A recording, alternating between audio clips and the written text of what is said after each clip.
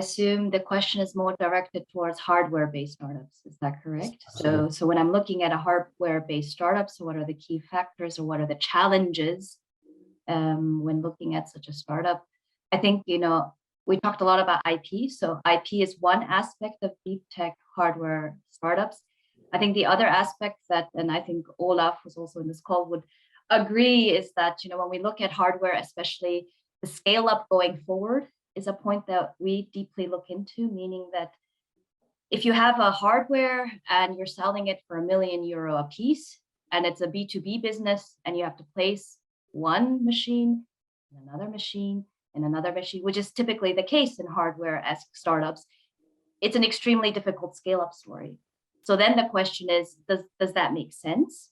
Is it maybe better to switch to a subscription model or a pay-per-use model? Or is it really that the industry is that is so conservative that only this sort of, one hardware at a time works, in which case maybe an asset financing, in an early stage, there are some providers that do that would make sense. Because essentially one of the, I think, key problems that you're faced with is a high potential startup. They have a cool product. The hardware costs a boat full of money to make, and it's sold for a boat full of money, which means that the sales cycles are long, which also typically means that you can, place 1 or 2 devices at most after a financing round, depending obviously on how the financing round is. And then it just takes forever to get into that market. So, there's, like I said, there's different tools you can use. You can, have different types of business models. You can do asset financing maybe to kickstart and get some of that, early stage upfront production costs out of the way. So that's challenge number 1. So CapEx and scale up. The other challenge that, at least I typically see, because we do invest, in the bioeconomy / chemical space, is really these B2B business model. So again, I referred to it already. The sales cycles are quite long, right? It's an old, and I hate saying this, but it's old boys and girls business. You go there, you show your face, you talk, you have a drink, you go again. And a lot of the times, these companies, early stage companies, are going into well-established relationships and well-established sort of relationships and sales that have been built up over decades. And then you're coming with a new product and you want to disrupt it. So it is a conventional sort of landscape as well, quite difficult to get in. Once you get in, it takes forever to sell something. So it definitely makes sense that if you have a very good product market fit, I know every investor says that, but there's really a need that needs to be addressed. And the customers are like, maybe, you know what? I worked with Dirk the last 10 years, but here's Johanna with her cool product. You know what? I'm going to switch because it's that good. Plus, if it's a drop-in solution, meaning that 0 effort. If that customer can just take that solution, whatever it is, replace whatever they have without changing too much stuff around, then obviously this increases your chances of success.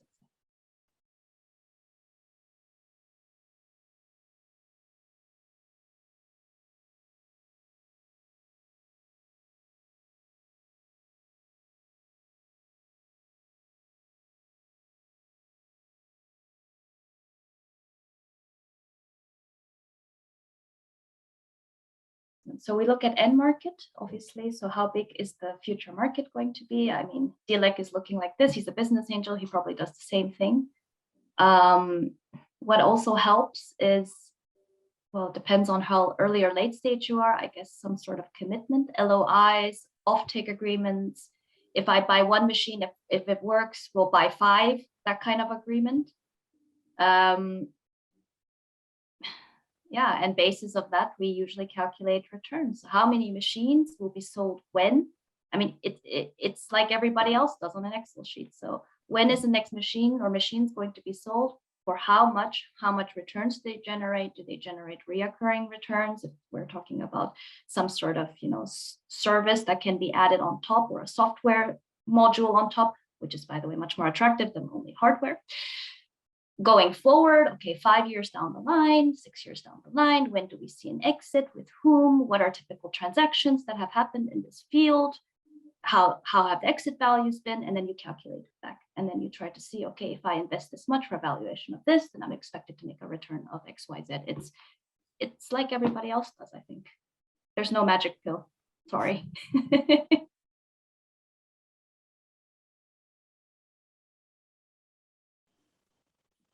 So I think it's just, I don't know, at least my observation is the fact that it's typically in fields which there's a lot of, potential, passion, easy to understand. Robotics, cool. Artificial intelligence, I have no idea what it is, but it's changing the world. There's, Elon Musk and oh my God, space, or you have food tech, especially since we do food tech. It's also very easy for consumers to understand. So I lead the food tech team in our fund. And I'm telling you, like, sometimes you get investors on board who, I mean, Impossible Foods is great, alternative seafood, cell agriculture. It all sounds great, but there's a lot of there's a lot of technology hurdles that are in it. And when you're as a professional investor with a tech background, go inside, of course, you want to see, okay, so what kind of facilities, how many liters, if it's precision fermentation, how many liters can you produce now? What does your yield look like? How are you going to scale up? What kind of medium do you use? How do the cost of goods look like in the end? I mean, there's a lot of questions you ask, and if you get investors that come in that just don't have an idea, who think it's cool, it is great. But on the other hand, if you have too many of these, obviously it just drives up valuations. It also makes it very difficult to be the bad cop all the time. I see Olaf and Dilek nodding, saying, guys, we can't pay this valuation because, sorry, this and this and this is not, I mean, we want to be fair, but guys, at some point, please be fair with us as well. And at least in food tech, it's I'm telling you, I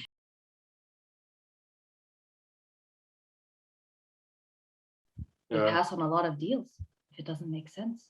At the end of the day, it's also like, okay, you might overpay on some deals if you really see there's something behind it. But on the other hand, if I was a founder, I don't know if Johanna is still in this call, sometimes maybe you might want a bit of freedom. Maybe you don't want an investor who's constantly asking you for KPIs and driving you forward and being up your case about everything and having voting and control rights. And you want that easygoing investor who's just going to throw money at you and you can do whatever you want. So it's also whether the founder is compatible, right?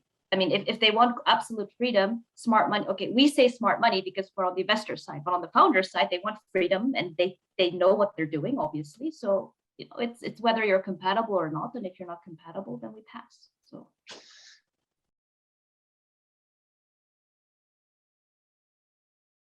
So we use the technology readiness level. That's a scale that we use on purpose. So you might know that NASA had come up with, the TRL scale in order to assess, hardware prototyping. We use it also for other business cases. The reason being that if you say Series B nowadays, well, it can be Series A prime, Series A minus prime. I mean, it depends on how many financing rounds the startup has done and how big it was. But at the end of the day, it does say something about maturity, but it can be a little bit misleading. So we say technology readiness level 6, a product has been demonstrated and validated in a commercially relevant environment. The key message is early R&D risks are no longer there. There's a product, revenues, depending on business model, customers, product market fit, and it's scaling. So we do use that. And yes, we assess it by ourselves. That's kind of our USP as a techie fund.